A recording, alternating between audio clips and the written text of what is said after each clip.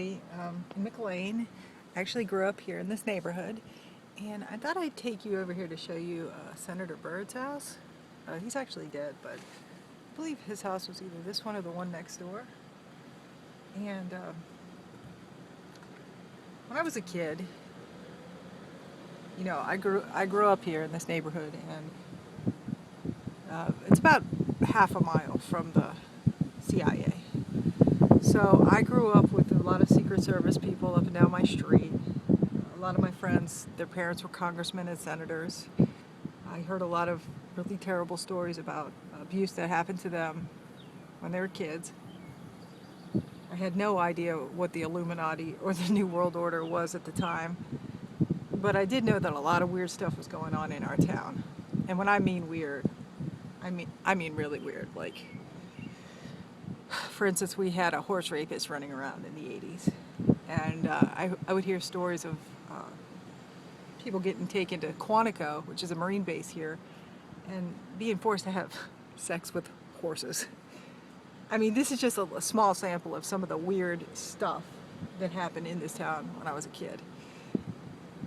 And I just thought I would just drive down my old street so you could see what it's like here. I only know a couple people that live on this street still, but they're pretty nice people. But one day I noticed this black car sitting out in front of my parents' house, and I had a bunch of friends over, and we were drinking beer or something, and I noticed this Secret Service guy just staring at us, and he was right in front of my parents' house. So I went out there and I said, what are you doing? And he said, I'm not here for you. I'm here because Senator Byrd lives across the street from you. And I was like, really? So I don't know if he was telling the truth or not, if he was watching me or if he was watching Senator Byrd, but he was definitely camped out in front of my house all the time growing up. Or almost to my house. My house is like the only white house on this street. Kind of looks like the White House. But from my bedroom window, you could literally see the CIA.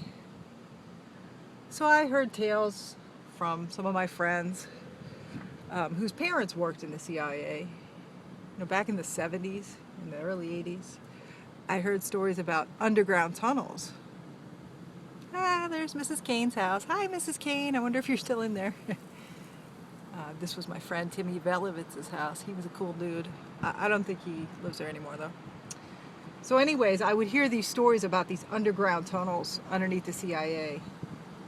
And they told me, and this was in the 70s, and they would tell me stories about, it was like a city under there. And they said the city went all the way from here to like Fairfax and beyond. So anyways, here's my old house. Look whose house that is. Okay, so that was my best friend's house. Okay, so this is my old house. And there's some really bad memories here for me of things that happened. As most of you know, I wasn't the greatest kid, so I had a lot of experience with the FEDS when I was younger. I really wasn't doing anything wrong. It was some of my little ex-boyfriends, but I've had FEDS raid my house. Surround my house with like 100 unmarked cars like Ferraris and Lamborghinis, and basically kick down my door and threaten me. All because my boyfriend was a weed dealer. And so it really didn't make any sense why they needed all those Secret Service agents to raid my house because of that guy. But they did. I've had black helicopters landing on the roof. I've had guys rappelling down the side of my parents' house. SWAT uniforms on.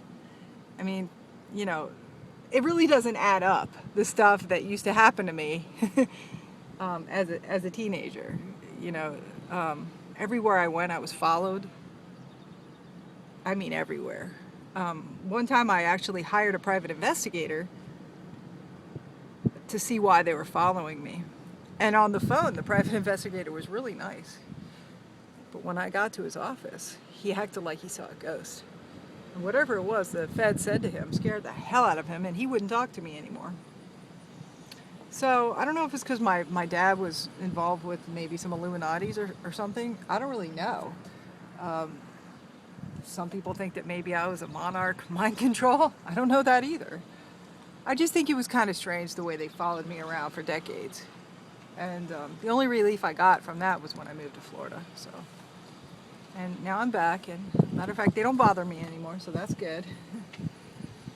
Oh, let me take you down to show you this one big house, see if it's still there. So anyways, needless to say, that is why I moved to Florida 20 years ago, because I couldn't go anywhere without feds following me. And really, it doesn't make any sense. So my boyfriend Billy was a weed dealer. Big deal. It was weed, man. I mean, and it's not like he dealt like huge bags of weed or anything. It was like a gram of weed, you know, for $20 or something. And, you know, it's not like he did it every day. So it really didn't add up as to why these federal agents were following me.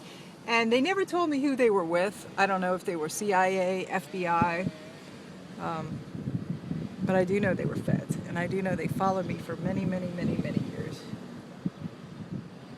So, anyways, this is the house I wanted to show you. It's really big. I belonged to a girl named Valerie in high school. I don't know if you guys remember Valerie. I can't remember her last name, but she was the school president at Langley High School. Okay, everybody liked her. She was really pretty. But look at her big house. It kind of looks like my old house. It's Valerie's old house. Honestly, it looks really skanky now, like there's no shrubs, crappy grass. I don't think anybody lives there. Oh, I remember this guy. He was really cool. He was a real cool dude. Anyway, so that's my neighborhood. And that's my little story about the feds following me everywhere. Maybe someday I'll tell you more about that day they raided my house. There's a lot more to the story.